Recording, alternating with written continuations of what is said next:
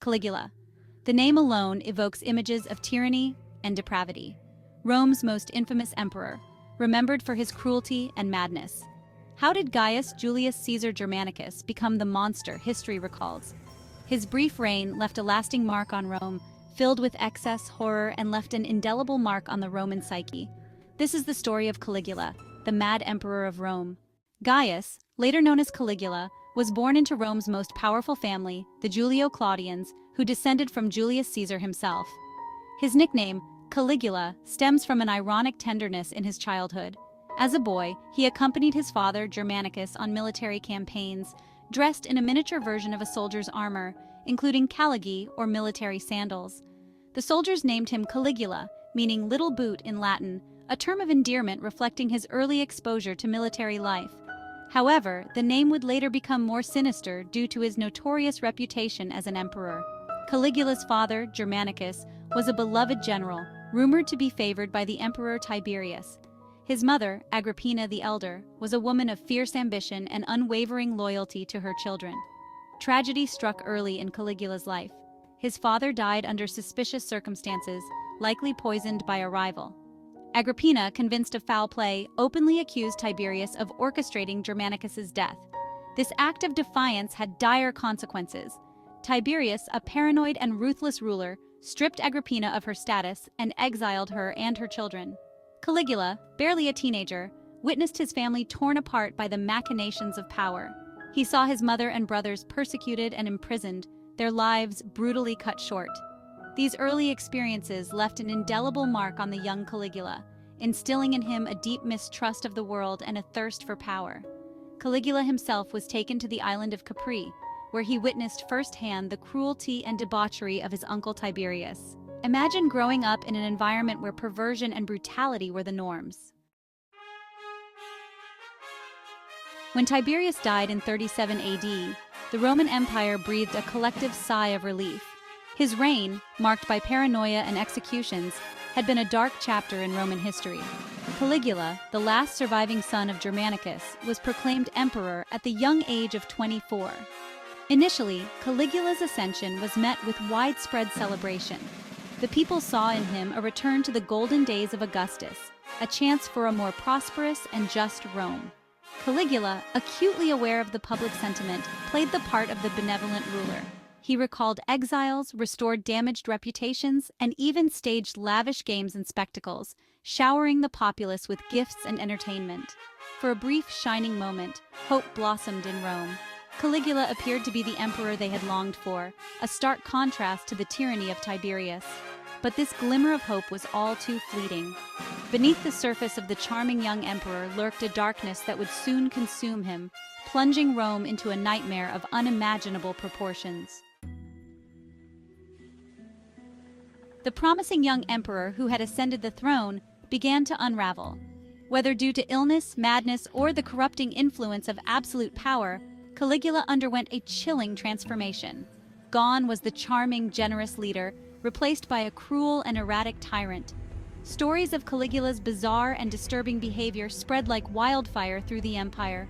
He reportedly held conversations with statues, believing them to be gods. He declared himself a living deity, demanding to be worshipped as such. His extravagance knew no bounds.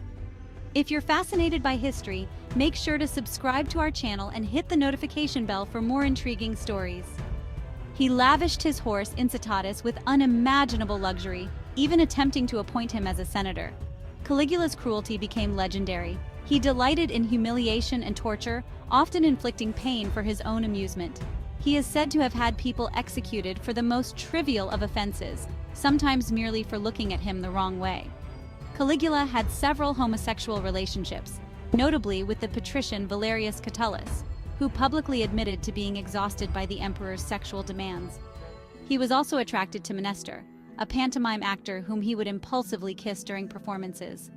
Caligula often mixed sensuality with cruelty, warning his lovers that he could order their beheading at any moment. Caligula's reign was a whirlwind of extravagance and excess. He seemed driven by an insatiable need to indulge his every whim, no matter how outlandish or costly. His love for public spectacles knew no bounds. He staged elaborate gladiatorial games, flooding the arena with water for mock naval battles. He organized lavish banquets that lasted for days, with exotic foods and rivers of wine flowing freely. His own attire became increasingly outlandish, adorned with jewels and precious metals. These spectacles, while entertaining the masses, were a severe drain on the imperial treasury. Caligula seemed unconcerned with the financial implications of his excesses, driven by a need to outdo his predecessors and secure his place in history. One of the more peculiar aspects of Caligula's reign was his obsession with the color green. This fascination, perhaps stemming from a superstitious belief in its lucky properties, manifested itself in unusual ways. Green became the color of the emperor. He wore green togas, adorned himself with emeralds, and even had his chariot painted a vibrant green. This obsession extended beyond his personal attire, influencing fashion throughout Rome. Senators and wealthy citizens, eager to curry favor with the emperor, adopted the color green into their wardrobes. Green became a symbol of power and extravagance, a visual representation of Caligula's excesses. As Caligula's grip on reality loosened, his cruelty intensified. He became increasingly paranoid, convinced that everyone, even his closest advisors, was plotting against him. His reign, once characterized by extravagance, descended into a reign of terror. Executions became commonplace, often carried out on the flimsiest of pretexts. Caligula delighted in devising new and inventive forms of torture. He is said to have had people burned alive, fed to wild animals, or even sawn in half. No one, not even members of his own family, was safe from his wrath. He had incestuous relationships with his sisters, particularly Drusilla, whom he doted on excessively. He banished his wife and even had his father-in-law put to death. Rome lived in a state of perpetual fear, never knowing when the emperor's madness would strike next. Caligula's extravagant lifestyle and lavish games quickly drained the imperial treasury. To fund his excesses, he resorted to desperate measures, such as levying exorbitant taxes on basic necessities like air and water. He confiscated property from wealthy citizens on false charges of treason and even set up a brothel in the imperial palace, forcing the wives and daughters of senators to work there. These ruthless methods bred resentment among the Roman people and demonstrated his complete disregard for their well-being, prioritizing his greed and extravagance over the needs of the empire. By 41 AD, just 4 short years after his ascension, Caligula had alienated almost everyone. The Senate, once a powerful force in Roman politics, had been reduced to a rubber stamp for his whims. The Praetorian Guard, his personal bodyguards, who had once been sworn to protect him, now viewed him with fear and loathing. A conspiracy was hatched, led by Cassius Correa, a tribune of the Praetorian Guard who had been personally humiliated by Caligula. The conspirators included members of the Senate, knights, and even some of Caligula's closest advisors. They knew they had to act quickly and decisively before Caligula's paranoia led him to eliminate them all. The opportunity arose during the Palatine Games, a religious festival held in honor of Augustus. While Caligula was making his way through a passage beneath the palace, a group of conspirators, led by Correa, ambushed him. They stabbed him repeatedly, leaving his body riddled with wounds. The reign of terror was over. News of Caligula's assassination spread quickly through Rome, met with a mixture of relief and jubilation. The Senate, eager to erase the memory of his reign, condemned his memory and ordered his statues destroyed. They attempted to paint him as a monster, a madman who had held Rome hostage with his cruelty. However, the scars of Caligula's reign ran deep. His 4 years in power had shaken the very foundations of Roman society. The empire's finances were in ruins, the people were burdened by heavy taxes, and the political landscape was rife with suspicion and paranoia. Caligula's successor, his uncle Claudius, faced the daunting task of restoring order and stability to the empire.